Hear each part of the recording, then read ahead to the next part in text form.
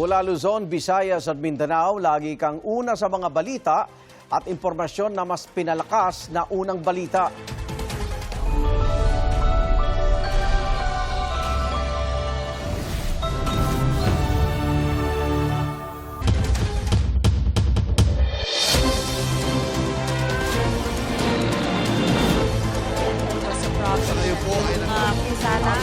Ang mga unang balita. Matapos ang ikalawang sona ni Pangulong Bongbong Marcos, tinalakay na sa Senadong pag-amyenda sa Electric Power Industry Reform Act o EPIRA para tanggalin ng systems loss at value-added tax sa electricity bill ng consumers. Hirit ng isang grupo, mas malaking ginhawa sa consumers ang kung mabawasan din ang generation charge. May unang balita si June Veneracion. Hindi naman kasalanan ng consumer kung bakit nagkaroon ng systems loss. Kaya hindi naman tama na kailangan sila pa ang pagbabayarin dito. Hindi naman na konsumo, pero pinapabayaran sa consumer. Kaya nararapat lang daw tanggalin ang system loss charge sa bill ng kuryente, ayon kay Pangulong Bongbong Marcos. We demand for the immediate amendment of the EPIRA and to prohibit charging systems loss against consumers, including the value-added tax thereon. System loss ang nawawalang kuryente habang dumadaloy ito sa mga kawad, o di kaya ninakaw dahil sa mga illegal connection. Sa ngayon, nasa 5% ang sinisingil ng Meralco ng system loss charge. Aabot naman yan sa 8 hanggang 12% para sa mga rural electric cooperative. Ito ay pwedeng may kapabayaan din ang mga utilities, kaya't mayroon siyang cap na pinatutupad namin. Pero meron talagang porsyento ng mga system losses na talagang kahit ano pa ang gawin ng mga utilities natin ay hindi talaga nila ito maiiwasan. Dahil talagang nangangawala yung kuryente kapag ito'y dumaloy sa linya niya. Ang system loss charge, pinapatawan pa ng 12% value-added tax. So dapat ang mag-absorb niyan ay yung utilities. Diyan dapat nila maipakita yung kanilang efficiency o kagandahan ng kanilang operasyon. Dinidinig na sa Senado ang pag-amyenda sa Electric Power Industry Reform Act o EPIRA para alisin ang system loss charge, gayon din ang VAT na ipinapataw rito. Dahil ito po ay utos ng Pangulo, so ipa-fast track po natin ito. Hopefully, before the end of the 20th Congress, itong Congress na ito ay maipasa na ho natin yan.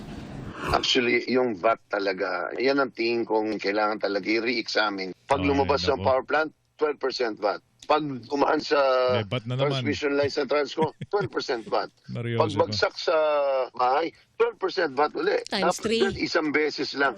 Ang Meralco, handa raw lumahok sa mga diskusyon tungkol sa pag-amyenda sa batas.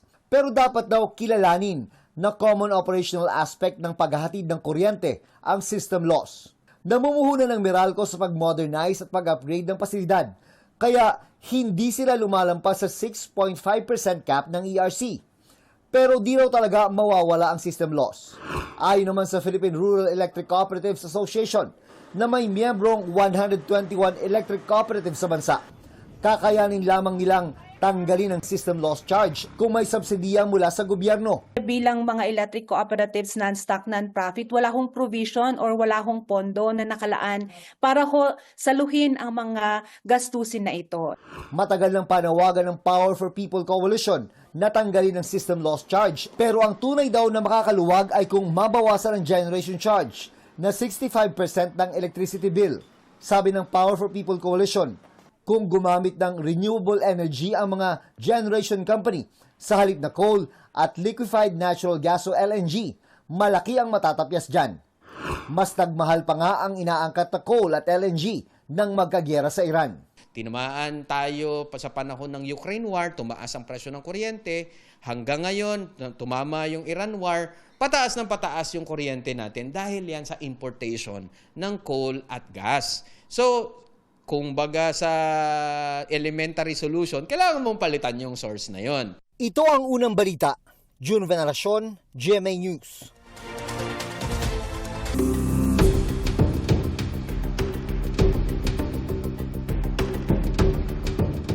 Hiniling ng prosecution team na maging salitan ang prosecution at depensa sa pagpresenta ng mga ebidensya sa kada article of impeachment sa paglilitis kay Vice President Sara Duterte. Batay sa isinumiting manifestation ng prosecution, nais nilang magpresenta muna ng ebidensya ang parehong panig bago talakayin ang kasunod na article of impeachment. Makatutulong daw ito para makapag-focus ang lahat sa kada artikulo. Magkakaroon din daw ng pagkakataon ng respondent na sumagot kaagad sa inilabas na ebidensya. Ayon kay impeachment court spokesperson, Attorney Reggie Tonggol, natanggap na nila ang manifestation ng prosecution. Nauna na pag-usapan ni Senate President Win Gatchalian at Presiding Officer Chis Escudero ang pagbabago sa format ng presentasyon ng ebidensya para mapabilis ang impeachment trial.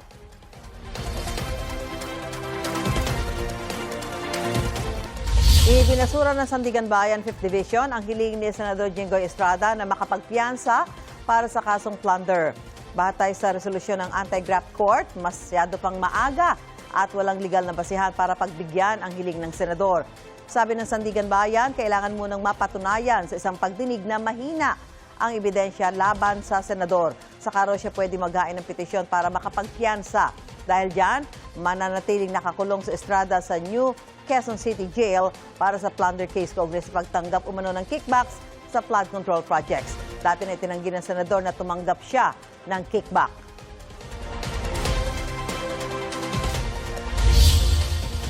Hawak na ng Ombudsman ang mga ebidensya tungkol sa maanumalya umunong infrastructure project sa Taguig. Isinumite ito ni Senador Ping Lacson na naniniwalang sapat ang mga ito para kasuhan ng plunder, malversation at graft ang mga responsable. Ang akusasyon pinuna ni Senador Alan Peter Cayetano na dating kinatawa ng lungsod. May unang balita si Ian Cruz. Isinumite na raw ni Senador Ping Lacson at kanyang team sa Office of the Ombudsman ang mga ebidensyang kanilang nakalap tungkol sa umunoy mga questionabling infrastructure projects sa Taguig City na baluarte ni Senate Minority Leader Senador Alan Peter Cayetano. Naniniwala si Lacson na sapat na ang mga ebidensya para magsampa ng mga kasong plunder, malversation at paglabag sa anti-graft law laban sa mga responsable.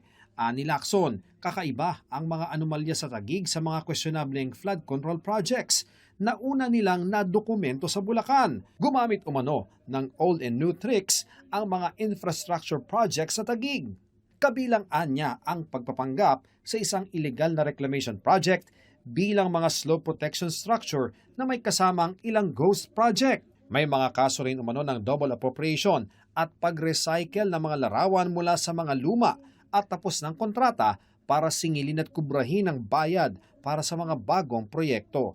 Lahat anya ito, isang tao lang ang kumontrol simula 2019. Mula 2020 hanggang 2025, nasa 14.5 billion pesos anya ang infra projects ng Taguig. Sa kanyang panig, sinabi naman ni Cayetano na welcome sa kanya ang mga isinumiting dokumento ng kampo ni Lacson sa Ombudsman. Nagulat lang daw siya sa pagkukumpara ng Bulacan sa Taguig patungkol sa flood control projects. Honestly, nagulat ako na i-compare sa Bulacan kasi napakalayo. Witness ang buong kababayan namin sa Taguig at lahat ng nagiging bisita ang produkto ng good governance for wala pa naman 20 years, no?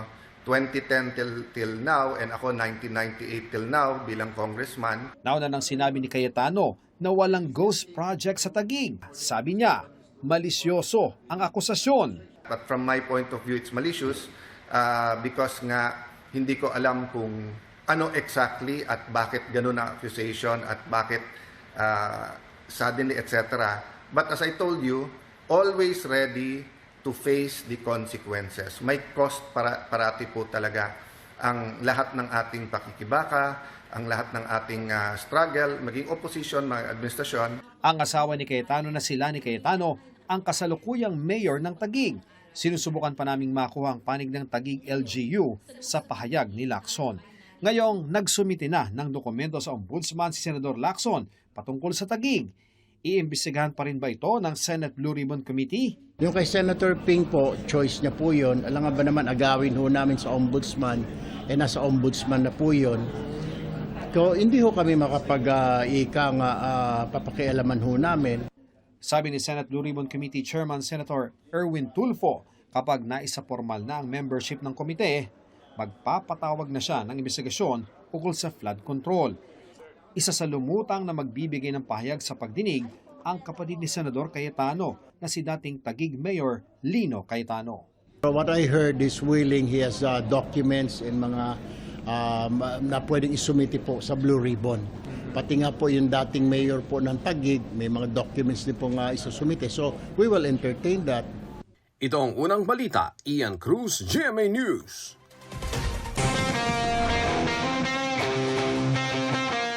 Pasok sa round of 16 ng Mubadala DC Open si Pinay tennis star Alex Ayala. Nakatapat ni Alex si dating world number 4 Qin Wenjing ng China sa round of 32. Nakuha ni Zheng ang first set sa score na 6-4 hanggang makabawi si Ayala sa susunod na dalawang sets, 6-4 at 6-1. Sunod na makakarap po ni Ayala sa torneo si Leila Fernandez ng Canada.